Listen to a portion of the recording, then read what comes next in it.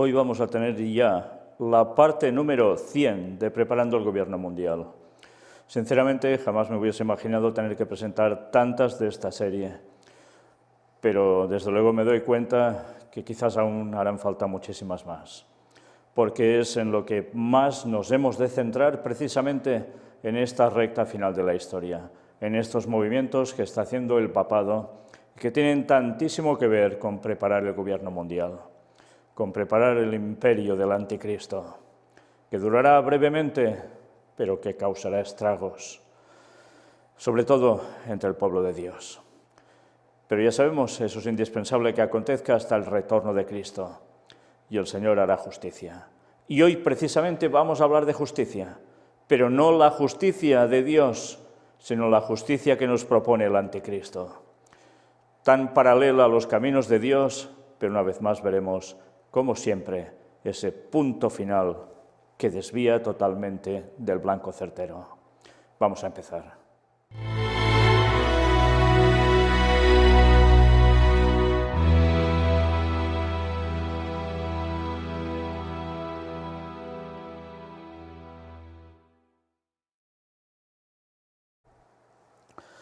Pues bien, vamos a ver hoy, en Preparando el Gobierno Mundial, cómo tiene que ver todo con la justicia social. Y diréis, ¿pero qué tiene que ver exactamente esto con preparar el Gobierno Mundial? Bueno, es evidente que para que esto se pueda llegar a aplicar, la justicia debe acompañar con los dictámenes que se propongan en este Gobierno Mundial, que se propongan por lo que dice el Vaticano. Y vamos a ver hoy precisamente cómo todo esto va ligado a tantas cosas más que veis también en esta portada. Una vez más, una pieza del mismo puzzle. Y vamos a ver esto, justicia social. Y mirad lo que aconteció. Era el día 1 de diciembre cuando aparece esta noticia. Primer encuentro virtual de jueces, reflexión del Papa, construcción de la nueva justicia social. Fijaos, algo nuevo. Habrá un nuevo orden mundial, por tanto, también debe haber una nueva justicia social. El Papa Francisco, nos decían en ese entonces, envió ayer, lunes 30 de noviembre de 2020, un videomensaje a los participantes del primer encuentro virtual de jueces de los comités por los derechos sociales de África y América, en el que reflexionó sobre las bases sobre las que la justicia social debería sostenerse. Fijémonos, se dirige a África y América, a esos jueces en ese encuentro virtual, pero evidentemente esto ya es de esperar que se va a extender por el resto del mundo, porque son los parámetros a seguir por todos. Y vamos a ver ese mensaje del Papa Francisco. Dice así: queridos jueces y juezas de los continentes africano y americano, para mí es una alegría compartir con ustedes este encuentro virtual de juezas y jueces integrantes de los comités por los derechos sociales. Son integrantes estos jueces de comités por los derechos sociales, por tanto, justicia social.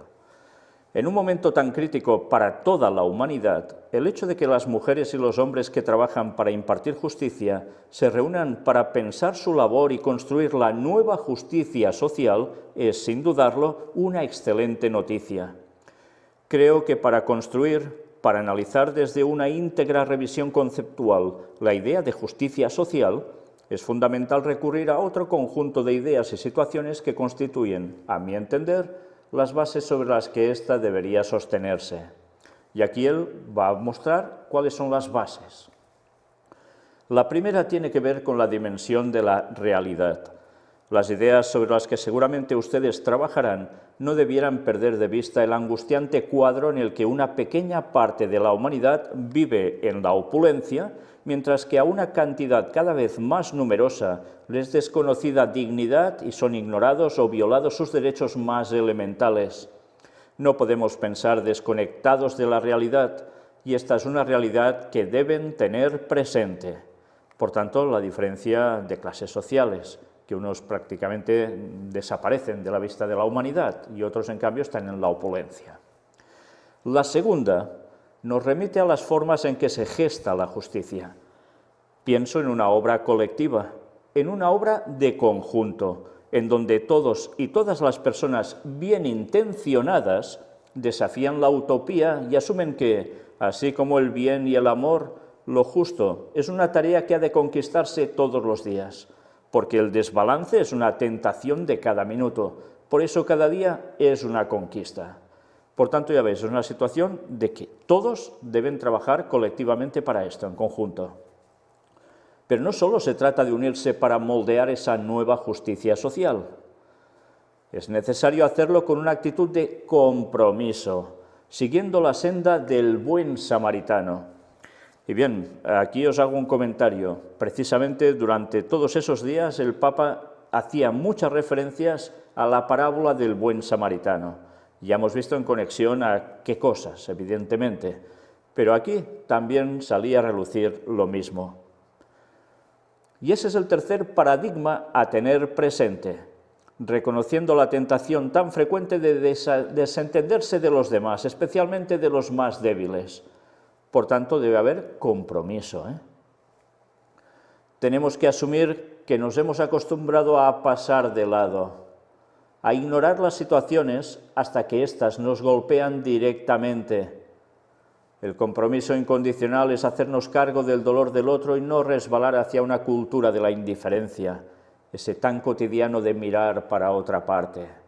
No puedo dejar de mencionar como parte fundamental de esta construcción de la justicia social la idea de la historia como eje conductor.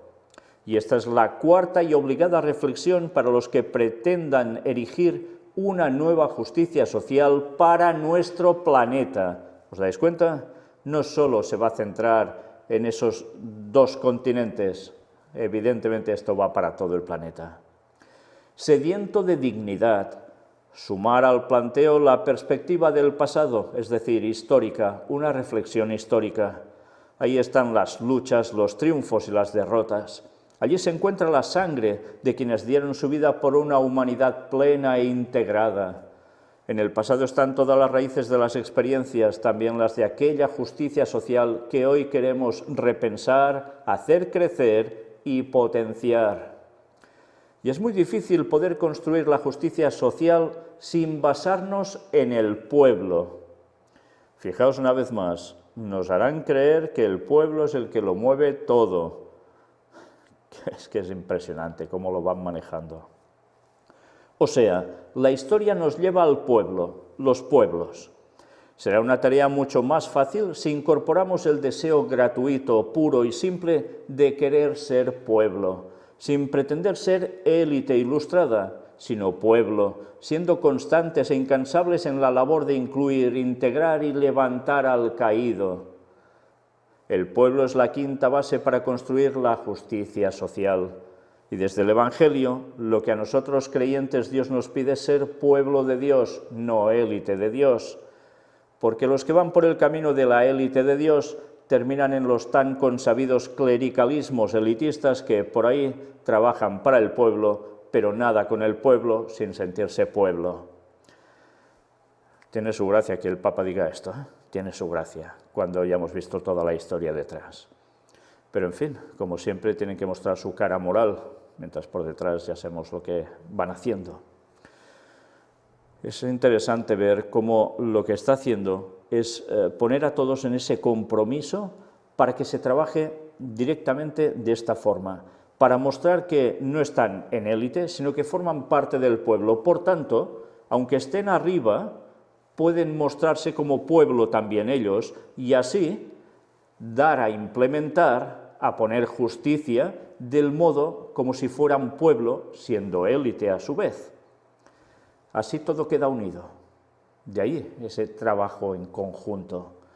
Y el pueblo parecerá pues, que está plenamente unido a ellos y viceversa. Y por último, les sugiero que al momento de repensar la idea de la justicia social, lo hagan siendo solidarios y justos. Solidarios al luchar contra las causas estructurales de la pobreza, la desigualdad, la falta de trabajo, de tierra y de vivienda.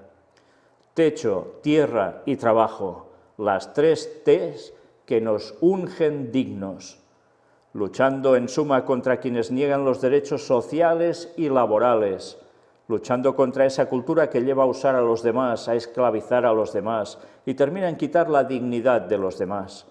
No olviden que la solidaridad, entendida en un sentido más hondo, es un modo de hacer historia. Fijaos también aquí cómo estos lemas tan conocidos de techo, tierra y trabajo se los hace ya propios, hasta el punto en que ya nos va mostrando que todo esto tiene que ser encarado como a favor del pueblo, que no se pisen los derechos sociales, los laborales. Por tanto, esto tiene que ver también con cuestión de sindicatos, no olvidemos esto. Y ya vimos quiénes originaron los sindicatos, y fueron precisamente el Vaticano. ¿Han sacado cosas buenas? Evidentemente, porque si todo lo que sacaran era malo, ya me dirás qué gracia haría para cautivar a la gente, pero lo han hecho del modo mejor para mostrarse del lado del pueblo y hacer que las élites tengan que aflojar y dar esos beneplácitos hacia los más de abajo. Suena precioso, ¿verdad? Pero ya sabemos, si habéis visto la conferencia Los sindicatos en el tiempo del fin, vais a entender el papel que están jugando y jugarán los sindicatos, movidos por quien ya vemos aquí. Y eso debemos conocerlo, porque eso forma parte de la profecía final que va a desencadenar, bueno, ya os lo podéis imaginar el qué, ¿no? Y termina diciendo, justos los que hacen justicia, justos sabiendo que cuando resolviendo en el derecho damos a los pobres las cosas indispensables, no les damos nuestras cosas ni la de terceros, sino que les devolvemos lo que es suyo. Hemos perdido muchas veces esta idea de devolver lo que les pertenece. Construyamos la nueva justicia social asumiendo que la tradición cristiana nunca reconoció como absoluto e intocable el derecho a la propiedad privada y subrayó siempre la función social de cualquiera de sus formas. ¿Es esto cierto? ¿En la tradición cristiana no había propiedad privada? Claro que la había, claro que la había. Pero ¿qué se hacía? Con el que tenía más compartía, pero había propiedad privada. Y eso es la gran diferencia cuando además no se compara esto con la perspectiva que ya nos mostraba el Antiguo Testamento, donde también había propiedad privada y precisamente, aunque se trabajaba para solidaridad también con los demás, con los que no lo pasaban tan bien, nada faltara. Por desgracia, el pueblo de Dios de ese entonces no siempre cumplió con esas prerrogativas, y así fue al pueblo hebreo y al que después fue pueblo de Israel, pueblo de Judá. Esa es la historia, por no hacer caso de cómo debieran ser las cosas. Pero esto no quiere decir que no debe haber propiedad privada. Debe haberla, y si es necesario hay que compartir, pero una cosa no quita la otra. Evidentemente esto es lo que está denotando que este Papa, y tantos lo están diciendo ya incluso dentro del propio catolicismo, va de comunista, porque no puede haber propiedad privada. Otros dicen, no, es que esto se malinterpreta. El Papa está a favor de la propiedad privada, pero hasta un cierto límite, sobre todo que no afecte a los demás. Bueno, pues una vez más hay esa dicotomía y además esa forma de chocar entre conceptos porque las cosas no se muestran con claridad. Es el lenguaje ambiguo del Vaticano. Así, siempre por un lado u otro, pueden a qué acogerse, tienen a qué acogerse. Pero una vez más, recordemos que la propiedad privada, la emprenduría, era algo también que el protestantismo abrazó y hizo prosperar más a esos países que a los católicos, donde teóricamente las cosas no deberían ser tan así. Bueno, pues hemos de conocer la historia. Y eso es necesario, porque cuando conocemos historia y conocemos Biblia, nos damos cuenta que sí a propiedad privada, sí a iniciativa de hacer, emprender, para también poder ayudar a los otros a tener un empleo, poder progresar juntos, pero sí, propiedad privada sí. Bueno, pues una vez más, Los católicos con esto van a tener sus batallas internas. Y sigue diciendo para terminar, el derecho de propiedad es un derecho natural secundario derivado del derecho que tienen todos, nacido del destino universal de los bienes creados. No hay justicia social que pueda cimentarse en la inequidad que supone la concentración de la riqueza. ¿Veis? Aquí algunos es donde se basan para decir, es lo que el Papa dice, no concentración de riqueza, pero sí propiedad privada y a compartir. Otros no lo ven así, ¿eh? Queridas juezas y queridos jueces, les deseo una excelente jornada de reflexión. Deseo también que todo lo que construyan sobre la justicia social sea más que una mera teoría, sino más bien una nueva y urgente práctica judicial, que coadyuve a que la humanidad pueda, en un futuro bien cercano, integrarse en la plenitud y la paz. ¿Os suena ya todo esto? Les deseo lo mejor, que Dios los bendiga. Y así terminaba este discurso del Papa en ese vídeo mensaje. Instaba a construir esa nueva justicia social, que la pusieran en práctica y que no tardaran mucho, porque en un futuro bien cercano hubiese esa integridad de plenitud y paz a nivel mundial para la humanidad entera. Qué propósito tan bello suena todo esto, ¿verdad? Pues tened presente que llegará un momento en que estas propiedades privadas, incluso del pueblo de Dios, sobre todo del pueblo de Dios que sea fiel a guardar el sábado hasta el final, hará que esta justicia social se les aplique de tal modo que sus propiedades queden embargadas. Por tanto, no nos hagamos tesoros aquí en la tierra, no pensemos que aquí vamos a estar hasta saber cuándo, porque esto se nos viene encima. Y sí, podemos tener propiedad privada y debemos compartirlo con los hermanos si es necesario. Eso es la auténtica fraternidad. Pero ya sabemos que eso se nos va a acabar, porque al final nuestras propiedades no existirán. Pronto, muy pronto, cuando surja la ley dominical, a nosotros no nos va a quedar nada, solo una cosa, irnos a las montañas, irnos a las cuevas, sobrevivir como podamos. Y eso será progresivo, pero es lo que al final será el único lugar donde serán la morada de los del pueblo de Dios. Eso debemos conocerlo. Y eso gracia no hace, pero tampoco es para asustarnos, porque como siempre, siempre estamos en manos de Dios. Y esto es profecía y esto se va a cumplir. Y por eso ahora preparan esta justicia social, porque a todos aquellos que no sean los bien intencionados, los que están de buena voluntad según ellos, pues tendrán que pasar por ese rasero. Y lo suyo tendrá que ser repartido para otros. Eso seguro. Pero bien, ahora miremos otra cosa que parece que no tenga nada que ver, y vamos a ver cómo también tiene que ver. Pacto educativo, jesuitas y justicia. Esta noticia era de unos pocos días después, 7 de diciembre de 2020. Universidades jesuitas firman pacto educativo global. Se llevó a cabo en el marco de los festejos por los 35 años de la Asociación de Universidades Confiadas a la Compañía de Jesús en América Latina, conocidas o con sus siglas AUSJAL. Como ya se ha dicho en muchos espacios, la crisis provocada por la pandemia del COVID-19 ha tocado a todos los países. Sin embargo, no a todos les ha pegado igual. La pandemia vino a agravar las condiciones de desigualdad que imperan en muchos países, y América Latina no es la excepción. Esta situación hace más urgente el trabajo colaborativo para evitar la catástrofe educativa. Debemos hacer un esfuerzo para no retroceder. No es hora de decaer, sino de profundizar el compromiso de llegar a la población empobrecida. Debemos ser valientes y asumir la responsabilidad de ofrecer educación de calidad a las nuevas generaciones. ¿Y quién dijo esto? Arturo Sosa.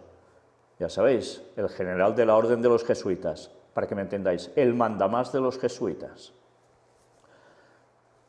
Dicho en otras palabras, ya según lo muestran ellos, Padre Superior General de la Compañía de Jesús. Durante la charla, las universidades jesuitas y el Pacto Educativo Global, llevada a cabo en el marco de los festejos por los 35 años de la Asociación de Universidades confiadas a la Compañía de Jesús en América Latina y que sirvió también para cobijar la adhesión de las universidades al Pacto Educativo Global convocado por el Papa Francisco, otro jesuita, claro. El diálogo con el Padre Superior General fue guiado por Luis Arriaga Valenzuela, también jesuita, rector del ITESO y actual presidente de la USJAL, quien se congratuló de contar también con la presencia de Michael Garanzini, también jesuita, secretario mundial para la Educación Superior de la Compañía de Jesús y presidente de la Asociación de Colegios y Universidades Jesuitas, AJCU, así como de sus pares rectores de las universidades confiadas a la Compañía de Jesús en la región.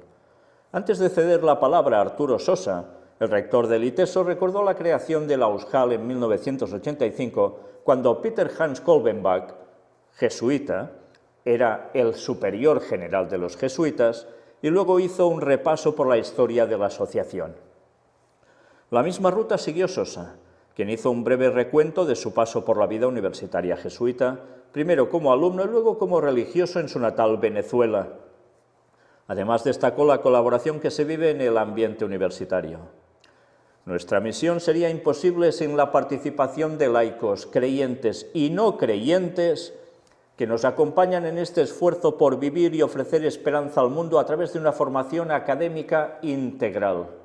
Por tanto, ya veis que, una vez más, aquí entran todos, da igual si crees o no crees, pero todos van a ir trabajando para un mismo objetivo. Y muy bien llevado, muy bien llevado, a tal punto que participarán de todo esto y muchos no sabrán ni quién les está moviendo para hacer esto. Es impresionante. Al tomar nuevamente la palabra, Arriaga señaló que los rectores de la USJAL se suman a la convocatoria hecha por el Papa Francisco en su encíclica Fratelli Tutti, Hermanos Todos, documento que versa sobre la fraternidad y la amistad social, y detalló que dicha respuesta se da de modo universitario, jesuita y latinoamericano. Sobre el documento papal, Sosa comentó que la fraternidad no puede darse por sentada, no se da por decreto, y añadió que en un mundo plagado de tendencias que buscan dividirnos en bloques sociales, raciales, económicos, religiosos, la invitación es a aproximarnos, a entrar en comunión, a acoger solidariamente y hermanarnos, a compartir el mismo sueño de un mundo mejor en el que se reconozca la dignidad de todos. Es que es impresionante. Están trabajando de un modo como si el Señor no pintara absolutamente nada en todo esto. Fijaos que todo es un esfuerzo para unir bajo un mismo parámetro. Eso sí, llevado por el papado y por los jesuitas, evidentemente. Pero en ningún momento vemos que esto se haga con el apoyo total del Señor. Bueno, se hace con el apoyo total de el otro Señor en minúscula, que es Satanás, eso sí. Y evidentemente, fijaos que lo que buscan es que todo lo que parece que son divisiones termine para ser todo lo contrario y hacer ese ecumenismo no solo ya religioso, sino económico, racial, de bloques sociales, etcétera, etcétera. Todo lo que ahora está siendo manifiesto claramente como contrario, todo esto se va a girar para que se presente al mundo lo que puede ser ese mundo mejor. Qué bello suena, ¿verdad? Pero ya sabemos que esa paz auténtica, ese mundo mejor, solo nos lo va a traer el Señor cuando llegue por segunda vez. Y sí, no será en este mundo directamente, instantáneamente, sino que iremos primero al cielo durante 1000 años y después regresaremos aquí donde la tierra recreada, después de exterminar a Satanás, a todos los ángeles caídos y a toda la humanidad que no va a ser salva, entonces, en esa recreación de la tierra sí que tendremos, por fin, el mundo mejor que nos podemos llegar a imaginar, nunca y más. Pero hasta entonces todo esto es una trampa satánica, un camino paralelo de lo que el Señor va a conferir a la humanidad de los salvos de todos los tiempos. Pero Satanás, como siempre, hilando tan bien las cosas, con un mundo paralelo montado al respecto, pero que va a caer en pleno fracaso, porque él ya sabe que este sueño de un mundo mejor va a quedar destrozado de arriba abajo. Y siguen diciendo, al abundar sobre la fraternidad, señaló que esta solo es posible cuando se vive en paz, por lo que la gran oportunidad de las universidades radica en construir caminos y encontrar artesanos de la paz. ¿Cómo se sacian de hablar de paz? Recordemos que para que haya paz es necesario que haya justicia. ¿Os dais cuenta ahora cómo liga con lo que hemos visto? Que la justicia solo se logra desde la verdad, y la búsqueda de la verdad es el objetivo principal del trabajo universitario, así como poner esa verdad al alcance de todo el pueblo.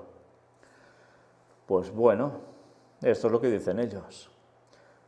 ¿Es verdaderamente así el trabajo universitario siempre, cuando ya les enseñan evolución en vez de creación? ¿Eso es búsqueda de la verdad?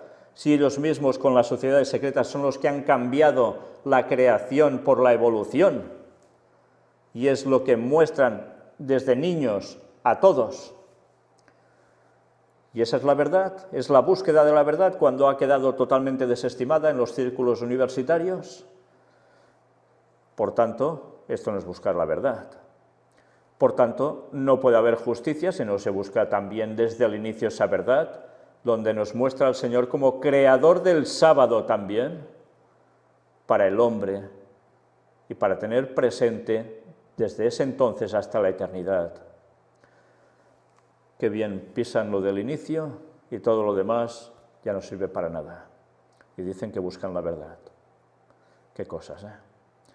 Pero eso sí, todo lo hacen también para ayudar a los pobres, ya lo veis, a las clases sociales más bajas, para que también reciban una buena educación.